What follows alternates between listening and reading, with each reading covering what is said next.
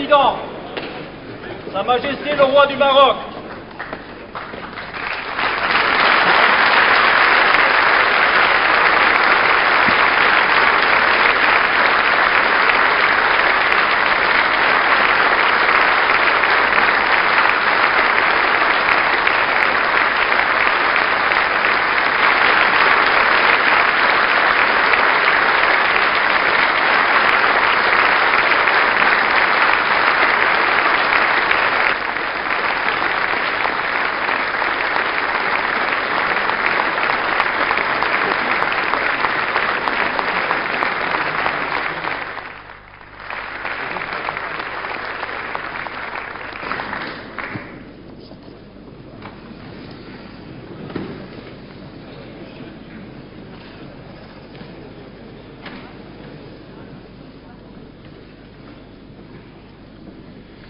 En recevant le roi du Maroc à l'occasion de sa visite d'État, notre Assemblée se réjouit d'accueillir le souverain d'un pays dont l'amitié pour la France ne s'est jamais démentie, malgré les inévitables vicissitudes d'un long destin commun, d'un pays aussi jeune et entreprenant qu'il est chargé d'histoire, d'un pays tout entier tendu vers la paix, le progrès et la modernité. Mais comment, sire, ne pas évoquer en ces instants la haute figure de votre père, restaurateur de l'indépendance du Maroc? Comment ne pas penser avec émotion à ce grand roi qui aimait la France, qui n'avait jamais douté de son relèvement et qui n'imaginait pas que nos deux pays puissent se passer l'un de l'autre? Comment ne pas nous souvenir de ce sultan qui, dès le 3 septembre 1939, avait invité les Marocains à combattre à nos côtés, qui, tout au long de la Deuxième Guerre mondiale, se refusa à tout contact avec les autorités ennemies, de ce compagnon de la libération, dont il fut si naturel et légitime qu'il assista le 18 juin 1945, aux côtés du général de Gaulle, honneur insigne, au défilé célébrant la victoire. Et comment, dès lors, ne pas dire à nouveau, 51 ans après, dans cet hémicycle et devant vous, notre respect, notre reconnaissance pour ces magnifiques soldats marocains qui s'illustrèrent dans les Flandres, à Cassino, sur le Garigliano, en France, sans jamais ménager leur peine ni reculer devant les sacrifices, pour nous aider à reconquérir notre liberté.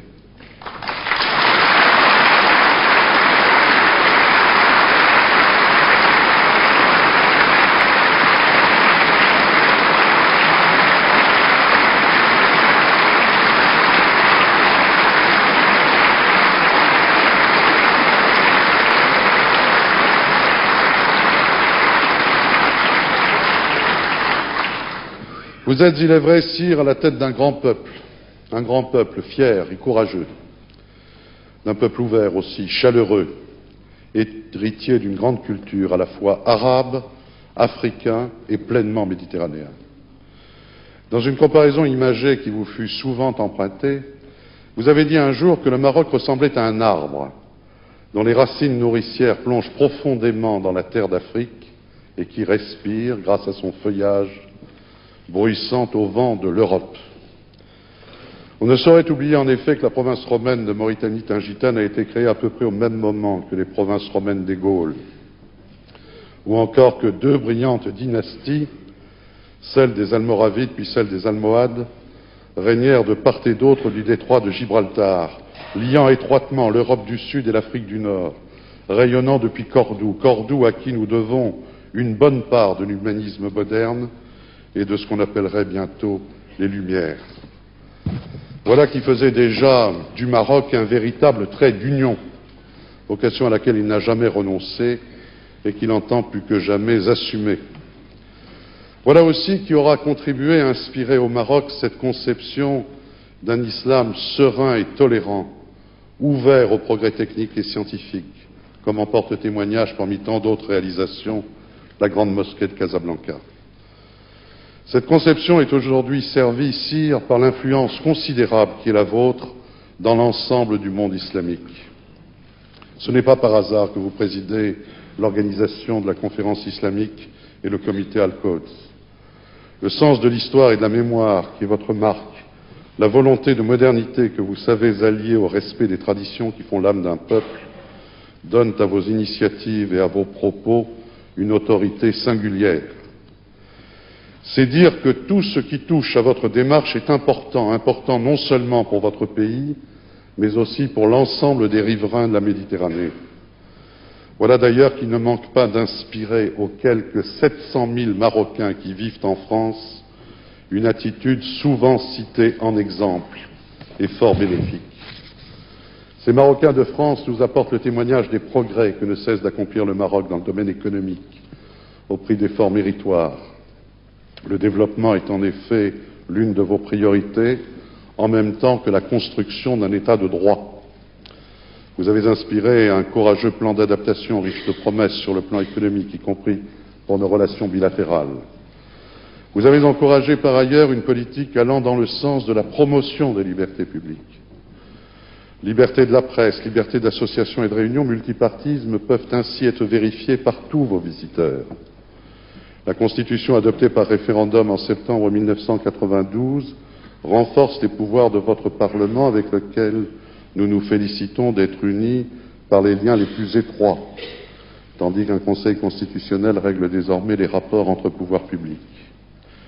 La création d'une deuxième chambre, à la faveur de la nouvelle consultation que vous avez annoncée lors de la récente fête du trône, devrait mettre un terme définitif aux discussions relatives au mode de recrutement de la Chambre des députés.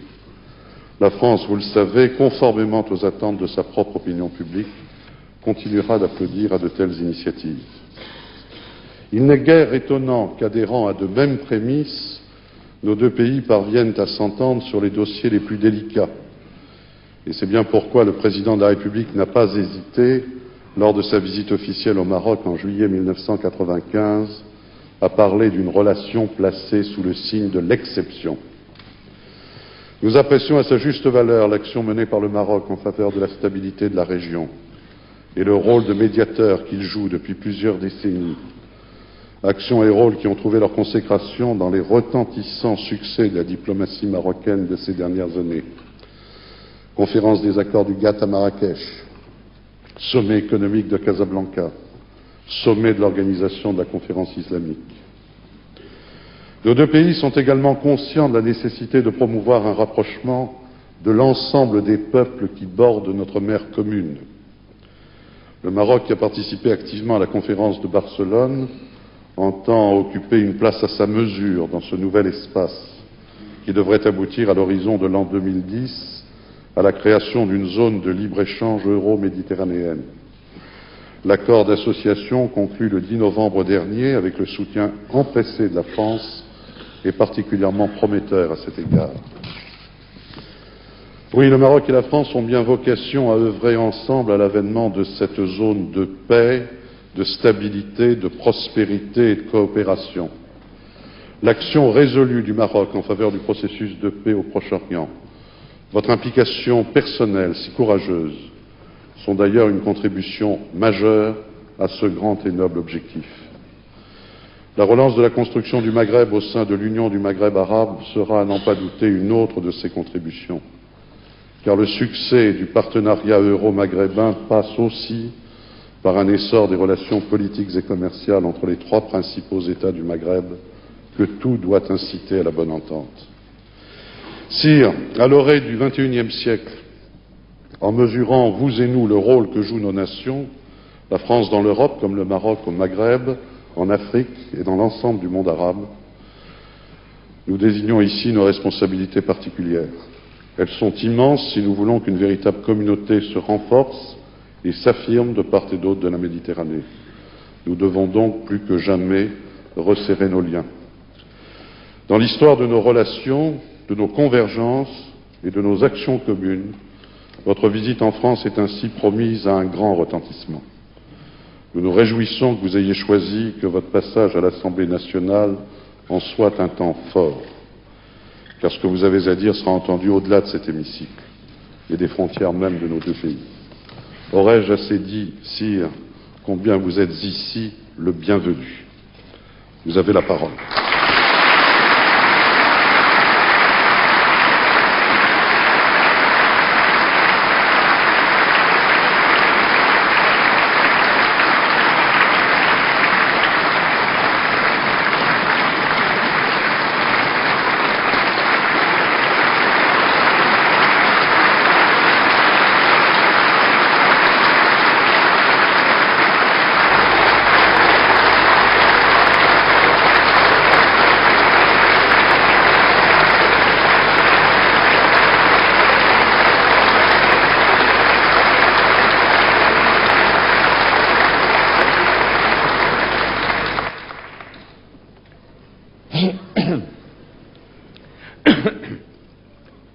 Alhamdulillah, wassalatu wassalamu ala moulana rasulillahi wa alihi wa sahbihi. Monsieur le Président, Mesdames et Messieurs les députés, l'invitation que j'ai reçue du Président de l'Assemblée nationale appelle de ma part un remerciement chaleureux. Je l'ai comprise comme un signe de profonde amitié entre nos deux peuples. Je voudrais saisir cette occasion pour souligner les multiples qualités du président, M. Philippe Séguin, homme politique de talent et de conviction. Personnalité éprise de justice et d'équité. Le président Séguin est également un humaniste avéré à la sensibilité méditerranéenne, affirmée et active. Nous y sommes très attentifs, Monsieur le Président. Vous savez nous parler et nous toucher. Vous savez aussi nous écouter et nous comprendre. Cette proximité est un don que vous avez su mettre avec générosité et chaleur au service de nos deux pays. De part et d'autre de la Méditerranée, la France et le Maroc aspirent avec passion et œuvrent avec acharnement à ce que notre monde, si amèrement désolé par le fracas des armes et par la crise économique, trouve la paix, la justice et le progrès. Et je me sens en ce lieu en communion avec les représentants de la nation française, et je crois qu'avec l'aide de Dieu, ensemble, nous réussirons. Mon propos pourrait s'arrêter là, tant la communauté d'esprit qu'il implique et la confiance réciproque qui le justifie sont évidentes. Et si je le prolonge pendant quelques instants, c'est parce que l'enceinte où je suis accueilli m'incite de façon quasi irrésistible à une réflexion. Récemment, votre auguste Assemblée a voté une révision constitutionnelle réformant le système des sessions et élargissant le champ du référendum. Du côté marocain, voici quelques années, en 92, la Constitution a été enrichie par la réaffirmation de l'attachement aux droits de l'homme tels qu'ils sont universellement reconnus, par la création d'un Conseil constitutionnel et par le renforcement des moyens de contrôle parlementaire sur le gouvernement. En ce moment même, se prépare une nouvelle révision tendant à créer une seconde chambre et à donner ainsi une nouvelle dimension à l'institution parlementaire. Elle accentuera encore notre décentralisation, notamment au plan régional. Ainsi, de part et d'autre, les constitutions et leur fonctionnement évoluent, non certes par plaisir du changement, mais parce que le temps passe, que la société change et que vivre, c'est s'adapter. Ne nous y trompons pas cependant. Il ne s'agit pas de nous copier les uns les autres. En matière de constitution, il n'existe pas de procédé industriel permettant de livrer des usines institutionnelles clés en main. La simple imitation serait stérile. Si l'on veut s'abandonner à la métaphore, mieux vaut voir chaque constitution comme un vêtement. Un vêtement se dessine et se coud en fonction des formes et des mesures de celui qui devra les porter.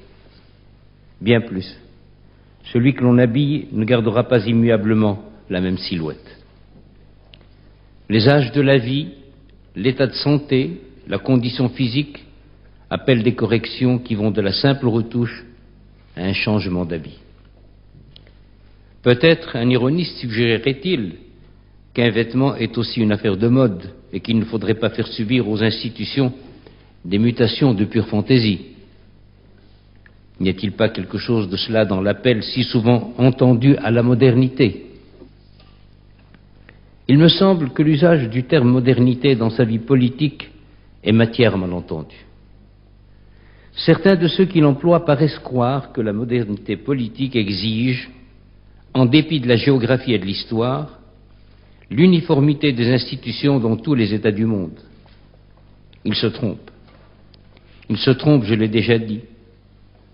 D'autres, se croyant pluralistes, pensent au contraire que la modernité est hors d'atteinte pour les pays dans lesquels le respect de la tradition s'opposerait à tout changement réel. Ils ne se trompent pas moins. Cette antithèse mécanique entre le passé et l'avenir, Jean Jaurès l'avait dénoncée à l'avant en s'écriant, et je cite de mémoire, que le fleuve est fidèle à sa source quand il descend vers la mer.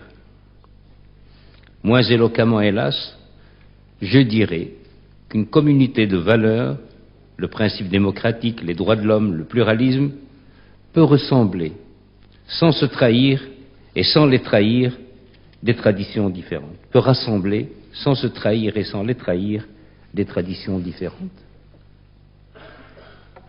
C'est bien parce que les institutions politiques sont, comme les hommes, vivantes, qu'il faut ne pas les enfermer dans des textes immuables et rigides.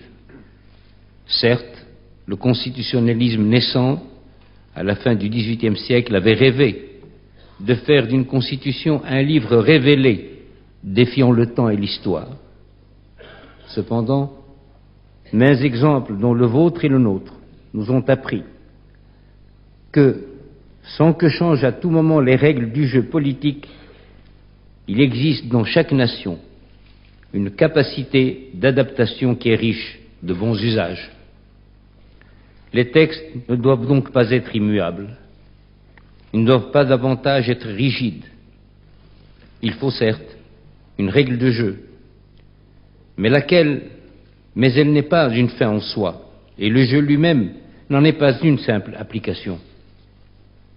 Ce jeu est fait de rapports humains entre les gouvernés et les gouvernants, entre les individus et les groupes sociaux, entre le pouvoir central et les collectivités décentralisées.